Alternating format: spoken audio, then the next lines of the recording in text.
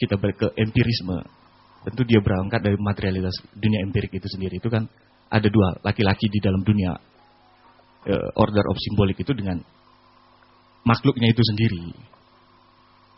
Itu kan dua problem. Atau subjek yang berkekurangan itu akan memanifestasikan diri sebagai yang dikenal dalam anatomi biologis laki-laki dan perempuan. Itu kan ada sebuah, menurut saya ada sebuah problem ketika Lacan membangun sebuah gagasannya, dia berangkat dari sebuah anatomi biologis untuk kemudian membunuh anatomi biologis itu seperti primar father itu. Terima kasih. Selamat sore, nama saya Dia. Saya punya beberapa pertanyaan terkait dengan materi yang disampaikan. Pertama, saya ingin tahu bagaimana kedudukan ego menurut pandangan Lacan. Karena kan kalau misalnya apakah Lacan melihat ego itu sesuatu yang baik yang harus dikembangkan atau ego itu buruk? Karena tadi disebutkan ego itu berasal dari keterasingan yang mungkin akibatnya manusia terus mencari yang lain selain dirinya. Kemudian yang tadi saya tangkap itu di dalam diri setiap manusia itu akhirnya there's more than you, gitu kan? There's more than you, dan akhirnya yang saya tangkap tidak ada diri otentik dalam setiap manusia karena semua sudah terinfiltrasi oleh berbagai pengaruh. Dan bagaimana dampaknya dari ini? Kalau menurut Lacan dampaknya bagus karena ya memang itu yang menjadikan diri manusia, gitu kan? Cuman kalau saya bandingkan misalnya dengan filsuf kontemporer Eckhart Tolle, dia berkata kalau Descartes mengatakan cogito ergo sum itu bukan sebagai bukti kalau eksistensi manusia itu karena manusia itu berpikir, gitu. Justru Descartes itu menemukan akar dari ego. Kalau menurut Tolle, ego itu ada karena manusia itu berpikir. Seperti itu kan. Ya, saya mau tahu bagaimana ego dalam pandangan Lacan. Kemudian kedua,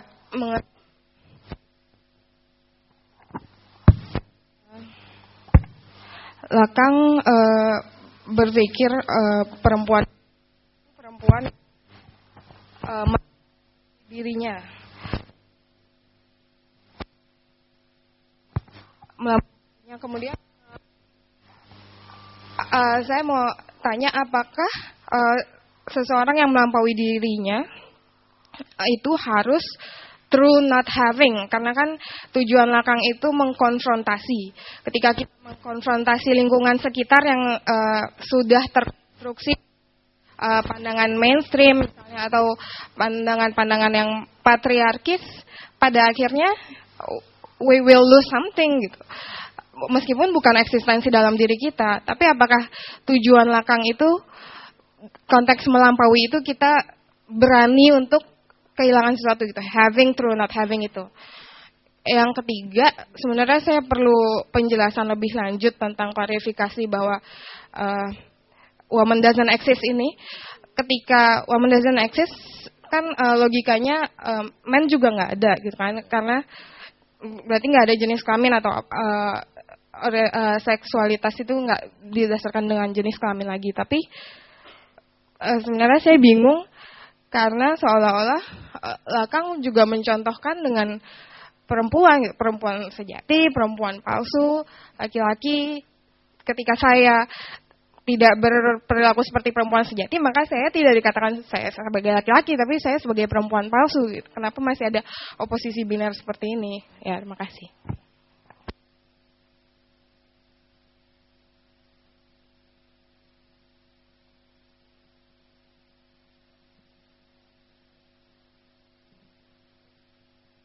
Udah. Lanjutan. Oh ya, oke.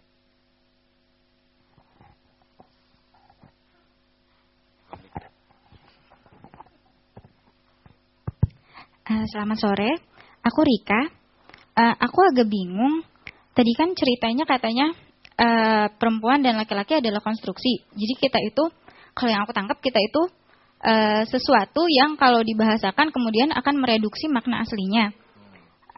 Terus di sini jadi Lakang bilang ini bukan soal bagaimana perempuan mempertahankan diri menjadi perempuan atau laki-laki mempertahankan diri menjadi laki-laki. Sebenarnya mirip sama mbaknya tadi, tapi kenapa kemudian Lakang punya oposisi biner, terus menurutku jadi kayak menstigma perempuan bahwa ini adalah perempuan sejati dan ini perempuan palsu. Lalu apa kalau aku menjadi perempuan palsu, aku menjadi lebih rendah daripada perempuan sejati? Berarti juga kan kayak ada pembedaan vertikal ya, pembedaan ke atas dan ke bawah, bahwa ini ada tipe perempuan yang lebih baik loh daripada perempuan lainnya. Jadi akhirnya aku pikir Lakang juga, apakah dia menstigma perempuan? Terima kasih.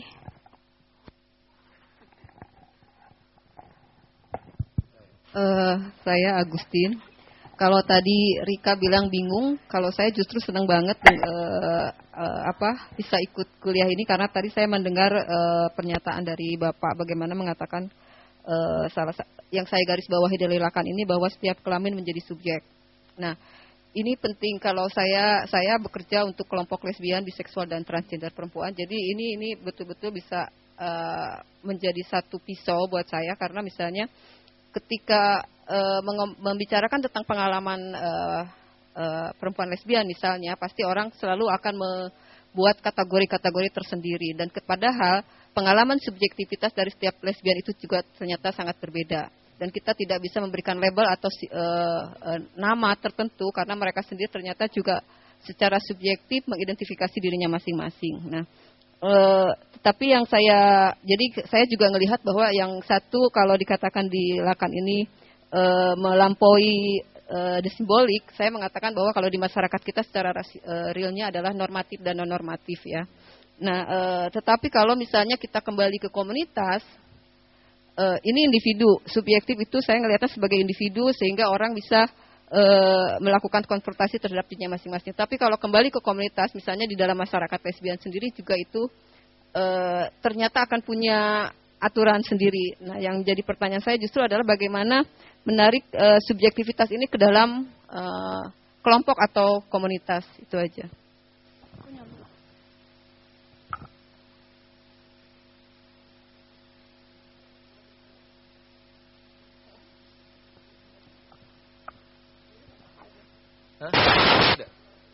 Oh iya. Oh ya, nama saya Lili. Yang saya mau bertanya sebenarnya, ketika the symbolic order kemudian dikaitkan dengan subjek yang selalu kekurangan, kemudian dari penuturan Bapak bahwa ada perempuan sejati dan ada perempuan palsu. Nah, bisakah teori tentang konsep tentang perempuan sejati dan perempuan palsu itu dianggap bahwa Lakan ingin memperkenalkan memperkenalkan konsep androgin sebenarnya pada tubuh perempuan. Nah, pertanyaanku adalah kenapa ketika laki-laki yang menurut Lakan laki-laki semua pengecut, kenapa konsep androgin itu tidak diletakkan kepada laki-laki? Terima kasih.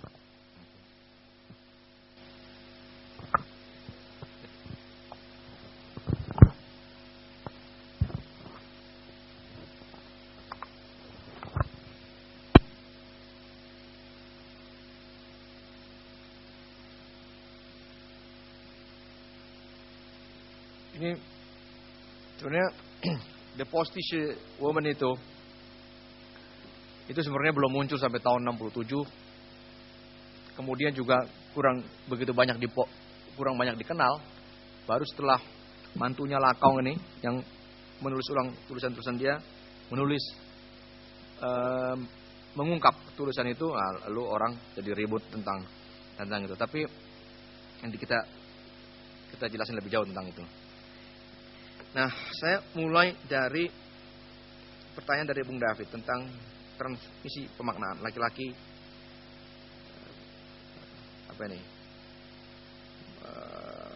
Persoalan empiriknya, anatomis empiriknya. Jadi gini, justru Lakong sebenarnya mau dengan formula seksuasi itu, Lakong sebenarnya mau melampaui atau mau mengatasi sudut pandang anatomis biologis yang sebelumnya sudah dikemukakan oleh Freud.